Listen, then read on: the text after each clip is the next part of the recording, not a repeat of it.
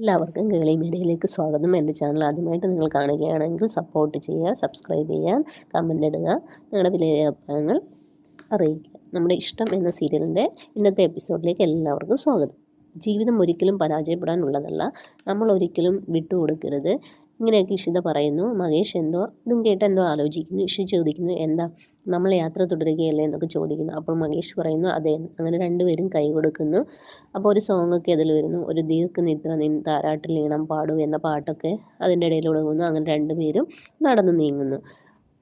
ഇതേ സമയം ആഷിത എന്തോ ആലോചിച്ചിങ്ങനെ വീടിൻ്റെ പുറത്തിരിക്കുകയാണ്. അപ്പോൾ ഭർത്താവ് ഓടി വന്ന് ആഹാരം കഴിക്കും, നിനക്ക് വിശക്കുന്നില്ലേ എന്നൊക്കെ ചോദിക്കുന്നു. അപ്പോൾ അവൾ കളിയാക്കി പറയുന്നില്ലല്ലോ, ഞാൻ കോൺക്രീറ്റ് ശില്പമല്ലേ, വിശപ്പുണ്ടാകില്ലല്ലോ. വെളുപ്പിനെ എഴുന്നേറ്റു, ഇന്നലെ നിങ്ങൾ കഴിച്ച് കൂമ്പാരമാക്കിയിട്ടുള്ള പാത്രങ്ങളെല്ലാം കഴുകി, മുറി തൂത്തു, തറ തുടച്ചു, മുറ്റവും തൂത്തു. രാവിലെ ഒരു ഗ്ലാസ് വെള്ളം പോലും തന്നിട്ടില്ല നിങ്ങളുടെ അമ്മ. ഊരുവിലക്ക് എന്നൊക്കെ കേട്ടിട്ടുണ്ട്. അതാ ഇവിടെ പ്രാചീന കാലത്തെ അടിമത്ത സമ്പ്രദായം. ഇത്രയുമായിട്ട് അന്നദാനത്തിൻ്റെ മണിയടി വന്നില്ല. അമ്മയെ തല്ലിയതല്ലേ കാരണമെന്ന് മഹേശ്വർ ചോദിക്കുന്നു. അതുകൊണ്ടല്ലേ അമ്മ ഇങ്ങനെ പണിയെടുപ്പിക്കുന്നത്, ആഹാരം തരാത്തത് എന്നുകൂടി പറ. കാലം മാറിയതും സൂര്യൻ ഉദിക്കുന്നതൊന്നും നിങ്ങളുടെ അമ്മ അറിയുന്നില്ലല്ലോ. അല്ല, ഈശ്വരേട്ടന് ഓഫീസിൽ പോകണ്ടേ? ഡ്രസ്സൊക്കെ എടുത്തു വെച്ചിട്ടുണ്ട്, സോക്സും കർച്ചീഫും ഒക്കെ സെൽഫിലുണ്ട്. ഇപ്പോൾ എന്താ വേണ്ടേ? ഭാര്യയുടെ പണി ഇതൊക്കെയാണല്ലോ.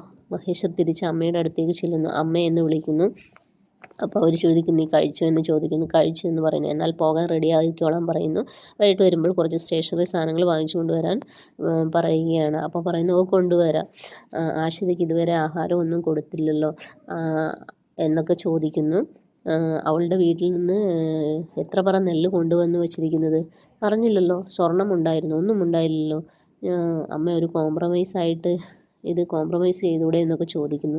എന്നെ തല്ലിയതിന് എന്ത് കോംപ്രമൈസ്? നിൻ്റെ അമ്മയെ തല്ലിയതിന് എന്താടാ കോംപ്രമൈസ്? നീ പറ. അവളുടെ അച്ഛനെ വിളിച്ച് വരുത്തി തള്ളട്ടെ, അല്ലെങ്കിൽ അമ്മ പ്രിയാമണി. അയ്യോ വേണ്ട വേണ്ട, എൻ്റെ കൈ നാറും. പ്രഭുദേവയാകുമ്പോൾ പ്രശ്നമില്ല. അവളോട് ചെന്ന് പറയടാ, അമ്മയെ ഒരു പ്രാവശ്യം ഒന്ന് ഇളവ് ചെയ്യണം പ്ലീസ്. എന്തായാലും അവൾ എൻ്റെ ഭാര്യയല്ലേ.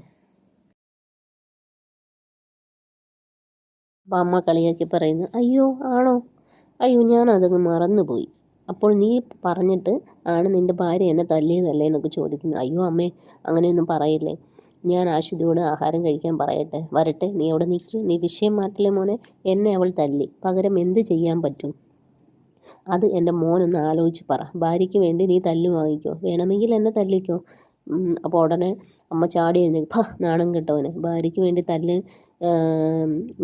തല്ല് മേടിക്കാൻ മേടിക്കുന്നതിന് എന്താ കുഴപ്പമെന്നൊക്കെ അവൻ പറയുന്നു. എങ്ങനെയെങ്കിലും ഈ പ്രശ്നം ഒന്ന് സോൾവ് ആകട്ടെ എന്ന് വിചാരിച്ച അമ്മ, അത്രയേ ഉള്ളൂ, അല്ലാതെ വേറൊന്നും വിചാരിച്ചില്ല എന്നൊക്കെ അവൻ പറയുന്നു. അവൾ നാട്ടിൽ കാണിക്കുന്ന എല്ലാ തെണ്ടിത്തരത്തിനും നീ തല്ലുകൊള്ളുമോ? കൊള്ളുമോടാ? ശരി, ഞാൻ ഒരു പരിഹാരം പറയാം, പറയുന്നത് അനുസരിക്കണം. ഓ, അപ്പോൾ ആ മഹേശ്വർ പറയുന്നത് അനുസരിക്കാമെന്ന് പറയുന്നു. എന്നെ തല്ലിയതിന് പകരം നീ അവളെ തല്ലണം, എനിക്കത് കാണണം. അമ്മേ പോടാ പോടാ പോടാ. ആഷിതയുടെ അടുത്തേക്ക് ഈശ്വർ ചെല്ലുന്നു. ആഷിത അപ്പോൾ എഴുന്നേൽക്കുന്നു. ഓഫീസിൽ പോകുന്നില്ലേ എന്നൊക്കെ ചോദിക്കുന്നു. പോകണം. അല്ല, നീ അമ്മയും തമ്മിലുള്ള വിഷയം ഇങ്ങനെ നീട്ടിക്കൊണ്ട് പോകണം. ഞാൻ ആണോ നീട്ടിക്കൊണ്ട് പോകുന്നത്? അമ്മയെ തല്ലിയത് തെറ്റല്ലേ എന്നൊക്കെ ചോദിക്കുന്നു. അപ്പോൾ ആഷിത പറയുന്നത് തെറ്റ് തന്നെയാണ്, അപ്പോൾ ശിക്ഷ സ്വാഭാവികമാണ് അല്ലേ എന്നൊക്കെ പറയുന്നു. ഞാൻ തല്ലിക്കൊല്ലാൻ ഉള്ള കുറ്റം നിങ്ങളുടെ അമ്മ ചെയ്തിട്ടുണ്ട്, എന്നാൽ കൊല്ലണോ? എത്രയോ വട്ടം എന്നെ നിരന്തരം പീഡിപ്പിച്ചിട്ടുണ്ട്. അത് ഈശ്വരേട്ടൻ എവിടെയായി? അന്നേരമൊക്കെ ഈശ്വരേട്ടൻ എവിടെയായിരുന്നു? എനിക്ക് സഹിക്കാൻ പറ്റാത്ത സമയത്താണ് ഞാൻ അവരെ തല്ലിയെന്നൊക്കെ പറയുന്നു. അതിന് മാപ്പ് പറയണം പോകുന്നില്ല എന്നൊക്കെ ആഷിത പറയുന്നു. എനിക്ക് വേണമെങ്കിൽ കേസ് കൊടുക്കാം, അമ്മയും മോനും അങ്ങകത്ത് കിടക്കും. എൻ്റെ സൂരജ് മോൻ്റെ അച്ഛനെന്ന ഒരു ഒറ്റ കാരണത്തിലാണ് ഞാൻ ഈ അടിമപ്പണിയൊക്കെ ചെയ്യുന്നത്. എന്താണ് നീ എന്ന് പറഞ്ഞതെന്ന് പറഞ്ഞ ആഷിതയെ ഈശ്വര അടിക്കുകയായിരുന്നു. ആഷിത ഞെട്ടിത്തെറിച്ചിരിക്കുകയായിരുന്നു. ഇത് കേട്ടോണ്ട് അമ്മ ചാടി വരുന്നു, കൈ കൊട്ടുന്നു. നീയാടാ എൻ്റെ മോൻ, ഇങ്ങനെ വേണം, തെറ്റ് ചെയ്യുമ്പോഴൊക്കെ ഇവളെ തല്ലണം, തല്ലി വേണം ഭാര്യയെ നിലയ്ക്ക് നിർത്താനെന്ന് പറയുന്നു. പോയി ആഹാരം കഴിക്കടേ എന്ന് പറയുന്നു. എന്നിട്ട് അമ്മ അകത്തേക്ക് പോകുന്നു. അങ്ങനെ ആഷിത അകത്തേക്ക് പോകാൻ വേണ്ടി എഴുന്നേൽക്കുന്നു. തിരിച്ചകത്തേക്ക് കിടക്കാൻ നേരത്ത് അവൾ പറയുന്നു, ഒരു ദിവസം ഞാൻ തിരിച്ചു തരും. ഇപ്പോൾ എനിക്ക് വരുമാനമില്ല, സ്വന്തം കാലിൽ നിൽക്കാനുള്ള കഴിവുമില്ല. സ്വന്തം വരുമാനത്തിൽ ജീവിക്കുന്ന കാലം വരുമ്പോൾ ഈ അടി ഞാൻ തിരിച്ചുറപ്പായും തന്നിരിക്കുമെന്ന് പറയുന്നു. അങ്ങനെ മഹേഷ് ഇങ്ങനെ ആലോചിച്ചിങ്ങനെ വീട്ടിൽ നിൽക്കുകയാണ്. അതേസമയം മഹേഷിൻ്റെ വീട്ടിൽ അച്ഛനും അമ്മയും ഇഷിതയ്ക്കും മഹേഷിനും വേണ്ടി നല്ല ആഹാരങ്ങളൊക്കെ ഉണ്ടാക്കുന്നു. അപ്പോൾ ചിപ്പി ഇരുന്ന് പടമൊക്കെ വരയ്ക്കുന്നു. എൻ്റെ ഇഷിത മോൾക്ക് വേണ്ടിയാണ് ഇന്നത്തെ എല്ലാ ഐറ്റവും എന്ന് പറയുന്നു. ഇന്ന് വെജിറ്റബിൾ മാത്രമാണെന്നൊക്കെ പറയുന്നു. അപ്പോൾ ഇഷിത മോൾ എന്ന് വിളിക്കുമ്പോൾ സ്നേഹം ഒലിക്കുന്നുണ്ടല്ലോ എന്ന് അച്ഛൻ ചോദിക്കുന്നു. അതിന് കാരണമുണ്ടെന്ന് പറഞ്ഞു. ഭർത്താവിന് ഒരു മകൻ കൂടി ഉണ്ടെന്ന് അറിഞ്ഞപ്പോൾ ഒരു ഭാര്യയും സാധാരണ ക്ഷമിക്കില്ല, പക്ഷെ അവൾ ക്ഷമിച്ചു. അപ്പോൾ അച്ഛൻ ഇഷിതയെക്കുറിച്ച് പറയുന്നു. അവൾക്ക് പ്രത്യേക ഒരു കഴിവാണ്, ചിപ്പി മോളോട് തന്നെ എന്തിഷ്ടമാണെന്നൊക്കെ പറയുന്നു. അപ്പോൾ ചിപ്പി പറയുന്നു, അമ്മയോട് മാപ്പ് പറയിച്ച ആദ്യം എൻ്റെ ചേട്ടനല്ല എന്നൊക്കെ പറയുന്നു. അപ്പോൾ അവർ പറയുന്നു, അങ്ങനെയൊന്നും പറയില്ല, നിൻ്റെ ഏട്ടനാണെന്നൊക്കെ പറയുന്നു. അങ്ങനെ പറഞ്ഞുകൊണ്ടിരിക്കുന്ന സമയത്ത് ഇഷിതയും മഹേഷും വരുന്നു. അച്ഛമ്മ പായസം ഉണ്ടാക്കിയിട്ടുണ്ടെന്ന് പറയുന്നു. ആണോ എന്ന് ഇഷിത ചോദിക്കുന്നു. എന്ന് മോൾക്ക് കുടിച്ച് മരിക്കാമല്ലോ എന്ന് പറയുന്നു. ഞാനല്ല അച്ഛമ്മയുടെ മോള്, അമ്മയ എന്നൊക്കെ പറയുന്നു. എന്താ ഇത്ര സ്നേഹം എന്ന് പറയുന്നു. അപ്പോൾ പറയുന്നു, അത് ആദ്യം മോൾ മോനായി കണ്ടില്ലേ എന്നൊക്കെ ചോദിക്കുന്നു. അങ്ങനെ അവരെല്ലാവരും കൂടി ഫുഡ് കഴിക്കുന്നു.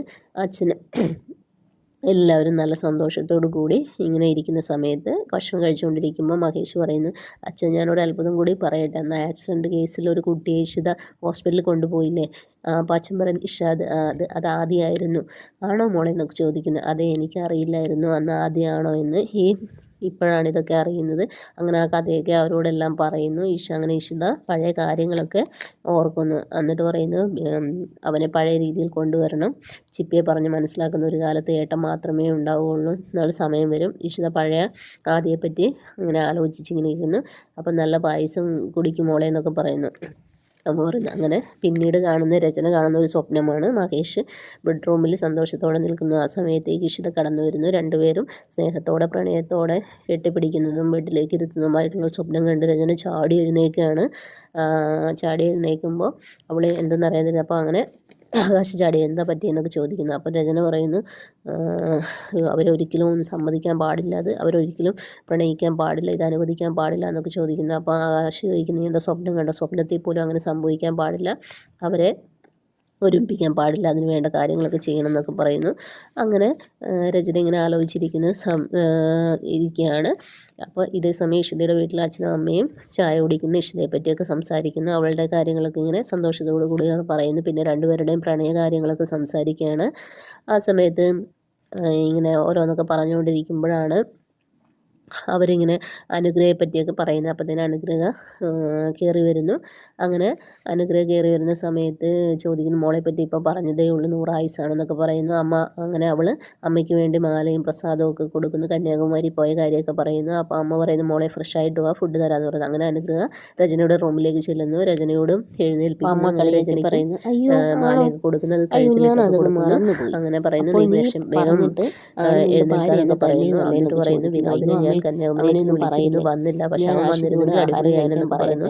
ഇത് കേട്ട് രചന ഇങ്ങനെ അന്താളിച്ച് എപ്പിസോഡ് അവസാനിക്കുന്നത്. പകരം എന്ത് ചെയ്യാൻ പറ്റും? അത് എൻ്റെ മോനൊന്ന് ആലോചിച്ച് പറ. ഭാര്യയ്ക്ക് വേണ്ടി